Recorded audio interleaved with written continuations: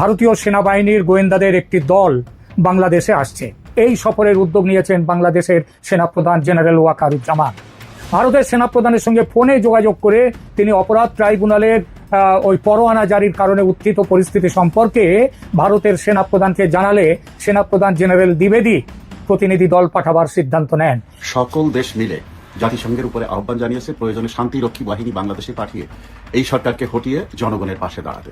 সেরকম পরিস্থিতিতে যখন যাচ্ছে তখনই দেখা গেল যে বাংলাদেশে আপনার 46 ব্রিগেড, আর্মির 46 ব্রিগেড আলোচনা চলছে, তারা ক্ষমতা গ্রহণ করবে। সেরকম যদি আপনারা বোঝেন তাহলে মাঠ ছাড়বেন না, আপনারা আর্মির পক্ষে মাঠে থাকুন।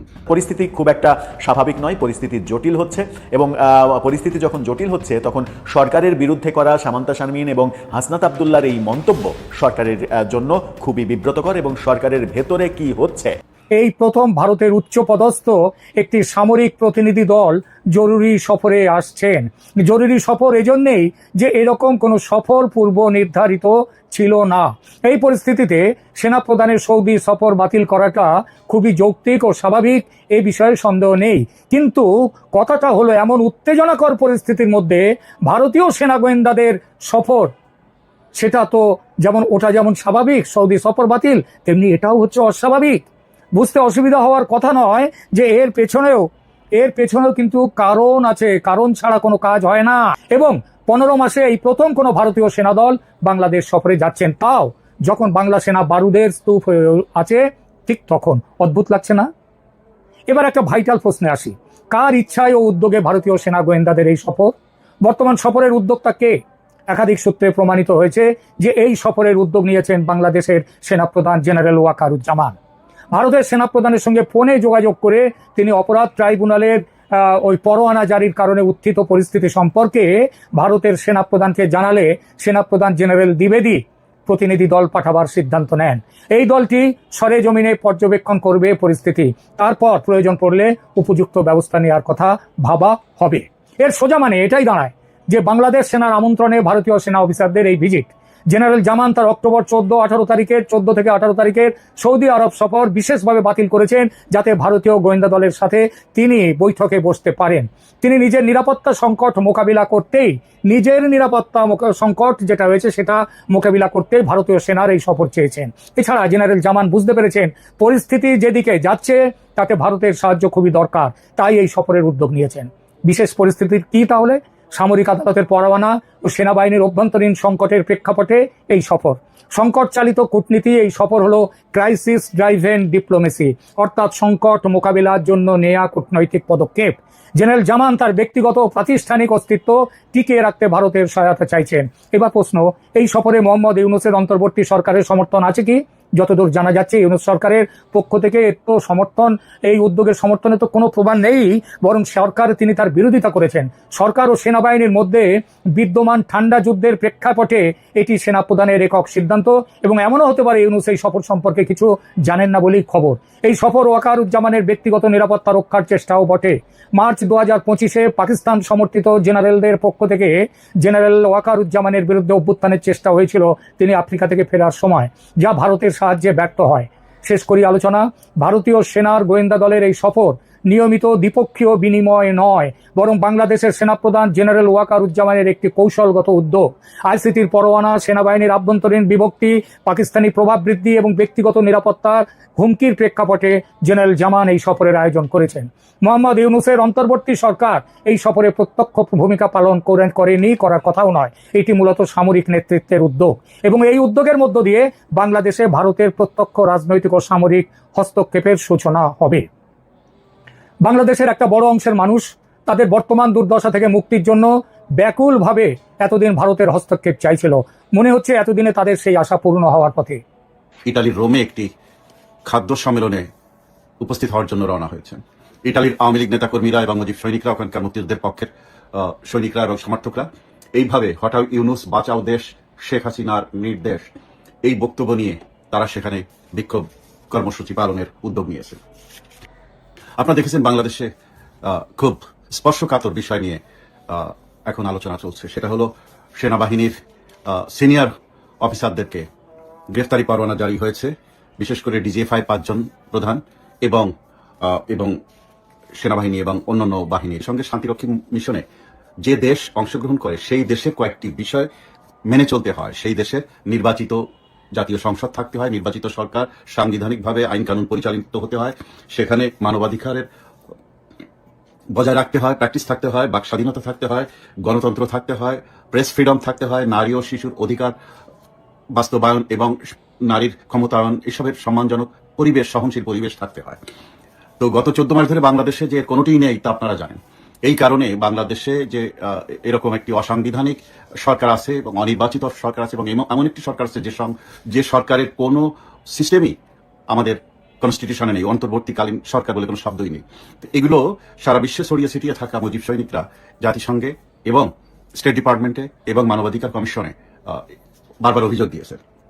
এই অভিযোগের ফলাফলে এমন একটা জায়গায় এসে দাঁড়িয়েছে যে বাংলাদেশের সেনাপ্রধানকে ডেকে আনা হয়েছিল নিউ ইয়র্কে এবং বারবার সেনাবাহিনী এবং সশস্ত্র বাহিনীর ঊর্ধ্বতন কর্তৃপক্ষ এসেছেন এবং তাদেরকে বলা হচ্ছে আপনারা অনতিবিলম্বে নির্বাচিত সরকারের হাতে ক্ষমতা দিন, তা না হলে আপনাদেরকে এই অভিযোগের কারণে আপনাদেরকে রাখা হবে না এই শান্তিরক্ষী বাহিনীতে, এই মিশনে।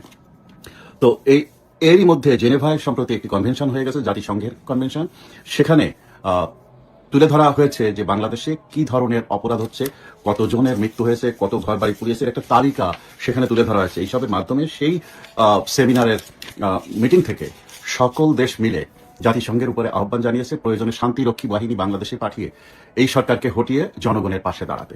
সেরকম পরিস্থিতিতে যখন যাচ্ছে তখনই দেখা গেল যে এই হঠাৎ করে নাটকীয় এই আইসিটি কোর্টের এই গ্রেফতারি পরোয়ানা এবং বিচারের আওতায় নিয়ে আসে সকল সিনিয়র অফিসারদেরকে।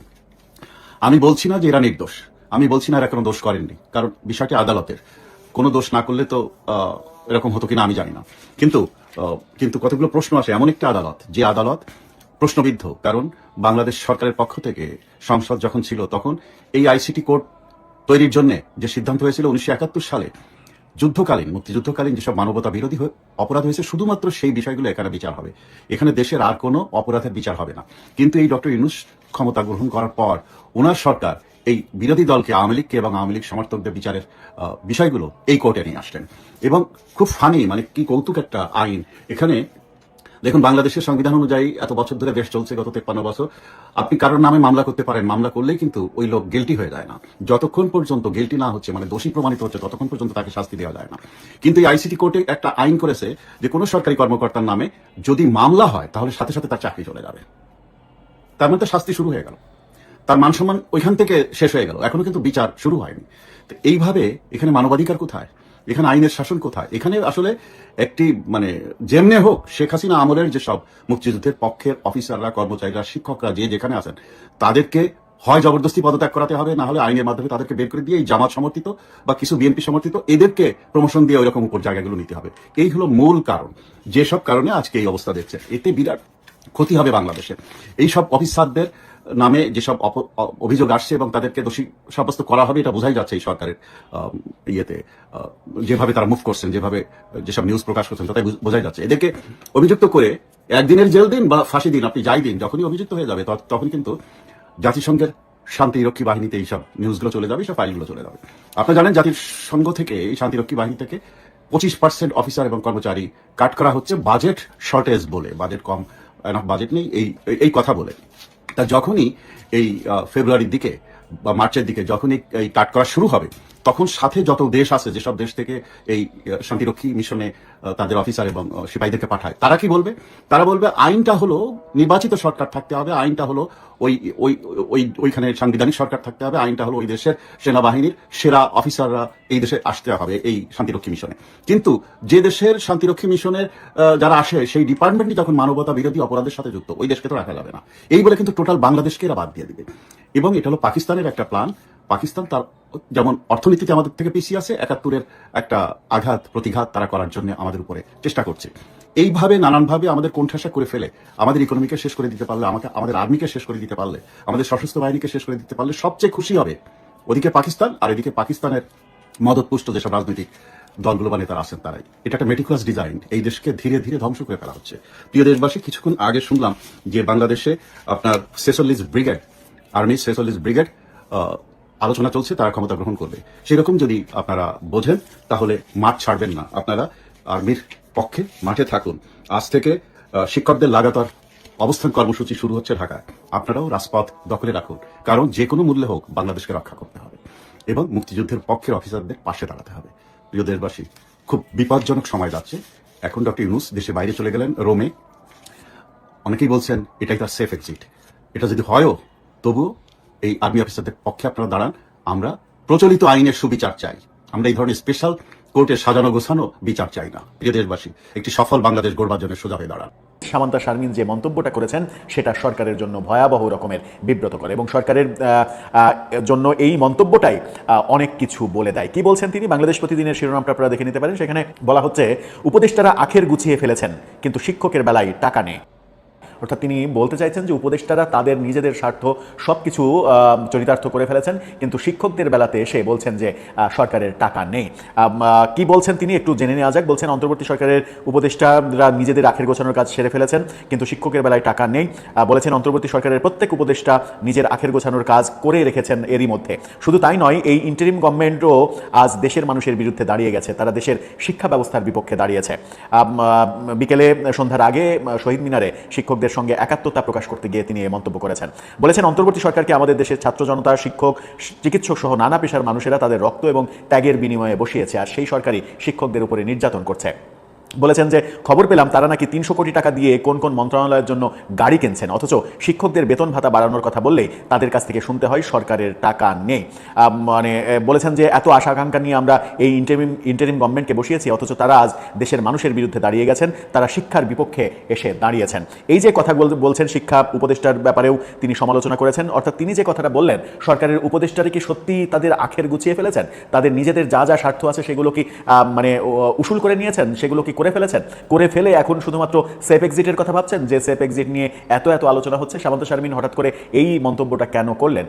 এনসিপিকে সরকারের খুব কাছাকাছি একটা শক্তি হিসেবেই আমরা জানি, সুতরাং সরকারের সব খবর এনসিপির কাছেই থাকার কথা। আর এনসিপির শীর্ষ নেত্রী সামান্তা শারমিন যখন এই মন্তব্য করেন, তখন মন্তব্যটাকে হেলাফেলা করে উড়িয়ে দেওয়ার কোনো উপায় নেই। আবার হাসনাত আব্দুল্লাহ একই জায়গায় একাত্মতা প্রকাশ করে যেটা বলেছেন, তার ইন্ডিপেন্ডেন্ট টেলিভিশনে তাকে নিয়ে ফটোকার্ডটা দেখে নিতে পারেন। সেখানে বলা হচ্ছে, প্রধান উপদেষ্টাকে বলতে চাই, প্রতিদিন যে পরিমাণ দাদন খান সেই পরিমাণ বাসা ভাড়াও পান না আমাদের শিক্ষকরা।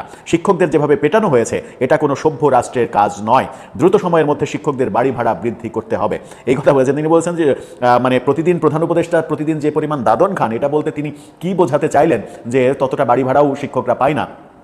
তিনিও সরকারের উপদেশ মানে সরকারের বিরুদ্ধে যে ধরনের মানে বলা যায় যে খুবই ন্যাক্কারজনক একটা মন্তব্যই করলেন, এটা সরকারের জন্য খুবই ন্যাক্কারজনক। আবার আরটিভি নিশ্চিত করেছে গত রাতেই, তাদের শিরোনামটা দেখে নিতে পারেন, সেখানে বলা হচ্ছে শিক্ষকদের কর্মবিরতির ডাক। আর শিক্ষকদের কর্মবিরতির ডাকের এই খবরে যেটা বলা হচ্ছে সেটা হচ্ছে যে আজকে থেকে শিক্ষকরা কর্মবিরতি পালন করছেন এবং এই দাবি না মানা পর্যন্ত, দাবি মানে ঘোষণা মানে দাবির যেটা সেটা মেনে নিয়ে ঘোষণা না দেওয়া পর্যন্ত তাদের বেসরকারি এমপিওভুক্ত সমস্ত শিক্ষা প্রতিষ্ঠান বন্ধ থাকবে, ক্লাস পরীক্ষা কোনো কিছু হবে না। সেই ঘোষণাই আজকে থেকে সেটা অ্যাপ্লাইও শুরু হয়ে গেছে। অর্থাৎ পরিস্থিতি খুব একটা স্বাভাবিক নয়, পরিস্থিতি জটিল হচ্ছে এবং পরিস্থিতি যখন জটিল হচ্ছে তখন সরকারের বিরুদ্ধে করা সামান্তা শারমিন এবং হাসনাত আব্দুল্লাহর এই মন্তব্য সরকারের জন্য খুবই বিব্রতকর এবং সরকারের ভেতরে কি হচ্ছে তার চিত্রটা কিছুটা বোধহয় এই দুই মন্তব্যে